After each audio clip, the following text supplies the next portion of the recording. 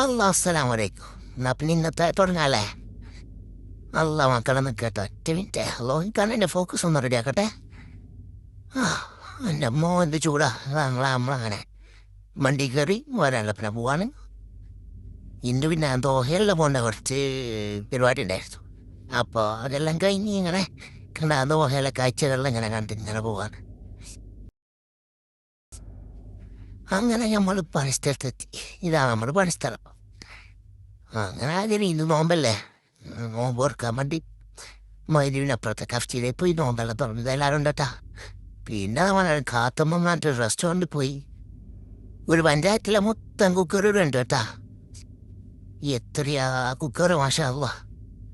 അങ്ങനെ കാത്ത് നിന്ന് ഒരു സ്ഥലം കിട്ടിയ മക്കളെ. സ്ഥലം കിട്ടി അങ്ങനെ പിന്നെയും കാത്ത് നിന്ന് ഫുഡ് വരാൻ വേണ്ടിയിട്ട്. അങ്ങനെ ഫുഡ് ഇതാ മോനെ എത്തി. ഫുഡ് എത്തി ഇങ്ങനെ കൊട്ടിയതേ ഓർമ്മയുള്ളൂ.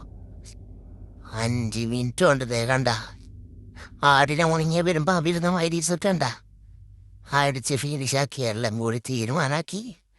അന്ന് നമ്മളെ മകളെല്ലാം ആടുന്നെങ്കിൽ ഇറങ്ങി